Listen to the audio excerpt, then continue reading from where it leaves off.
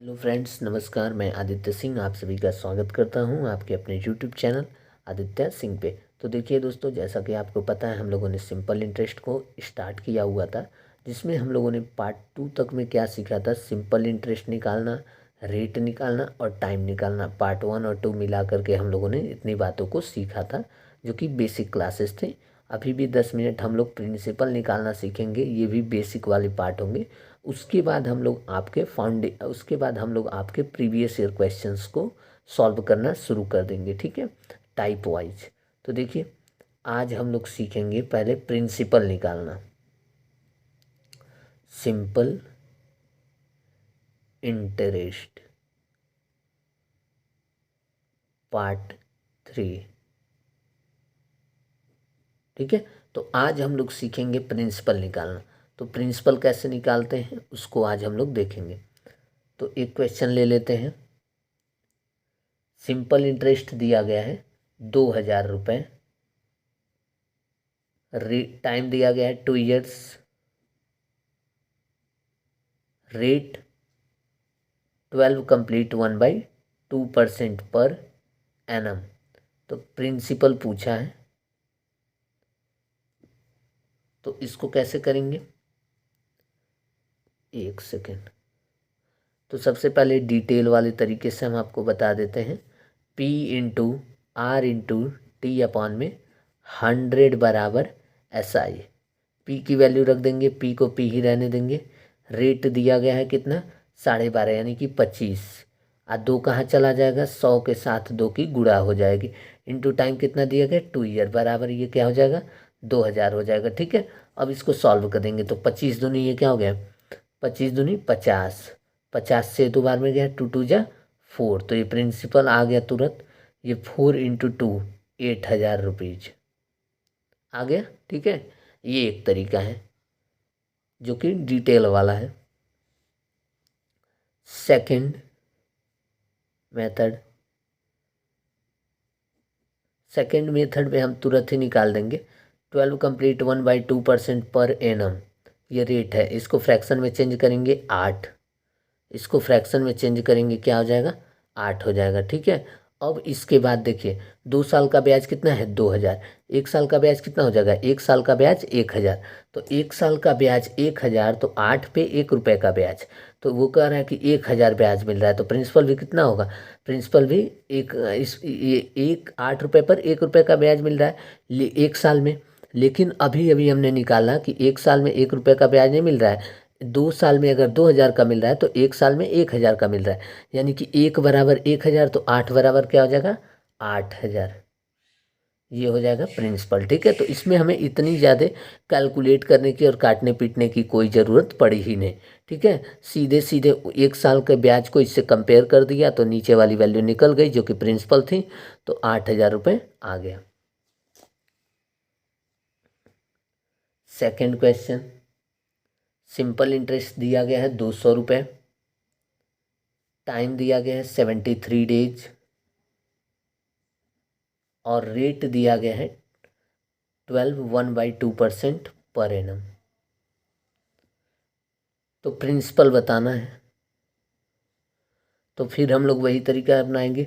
2 1/2% per annum का मतलब rate बराबर 2 1/2% पर एनम, यानी कि इसका मतलब होता है फ्रैक्शन में 1/40।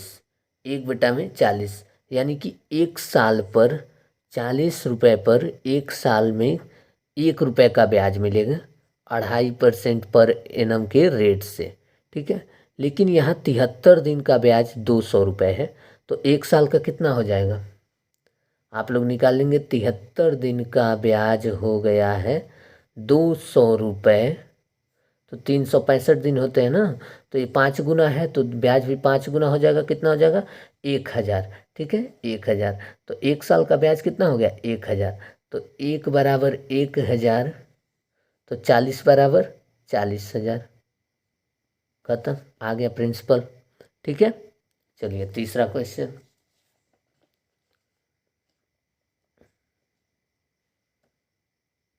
सिंपल इंटरेस्ट बराबर 40 रुपये।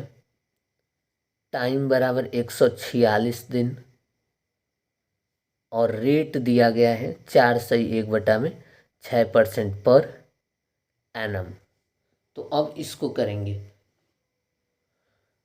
प्रिंसिपल पूछा है तो रेट को तुरंत हम लोग निकालेंगे। 4/1/6% पर एनम का मतलब होता है 25/600। बोलिए, ठीक है, 25/600। तो 4/1/6% का मतलब हो गया 25/600। एनीथिंग इज 4×6 = 24 और 1 25, और ये 6 आएगा, इसकी गुणा करेंगे 100 से, 100 की गुणा नीचे, तो ये हो जाएगा 25/600। और कटेगा ये 25 से कटेगा, 25 से कम 25, और ये 25 से कितनी बार में कट जाएगा, 25 से 24 बार में कट जाएगा। ठीक है, अब देखिए, अब यहाँ पे 24 रुपये पर 1 साल में कितना ब्याज हो जाएगा, 1 रुपये। लेकिन हमें दिया है 40 रुपये का ब्याज, कितने दिन पर, 146 दिन पर। 146 दिन पर 40 रुपये का ब्याज, 146 दिन में 40 रुपये का ब्याज। तो हमें कितने दिन का निकालना है, 365 दिन का। तो देखिए आप, 146 दिन में 40 रुपये का ब्याज, तो आधा करिए 73 दिन में, 73 दिन में 20 रुपये का ब्याज मिलेगा। 1 साल का निकालना यानी कि 365। 365 का मतलब क्या होगा, 5 गुना, तो ब्याज भी कितना होगा, 5 गुना होगा, यानी कि 100 रुपये। तो 1 साल का ब्याज क्या हो गया, 100 रुपये। तो 1 = 100 रुपये, तो 24 = 2400 रुपये। ठीक है, तो अब हम लोगों को प्रिंसिपल निकालने में कोई भी प्रॉब्लम नहीं आएगी। ठीक है, इस तरीके से आप प्रिंसिपल को तुरंत निकाल लेंगे। तो चलिए, आज हम लोग बस प्रिंसिपल निकालना ही सीखेंगे। अगले पार्ट से हम लोग अब तक की सारी बेसिक बातों को सीख चुके हैं, तो अगले पार्ट से हम लोग क्या करेंगे, सिंपल इंटरेस्ट के क्वेश्चंस को स्टार्ट कर देंगे। लेकिन ये 3 पार्ट आपके लिए बहुत ज़्यादा ज़रूरी हैं।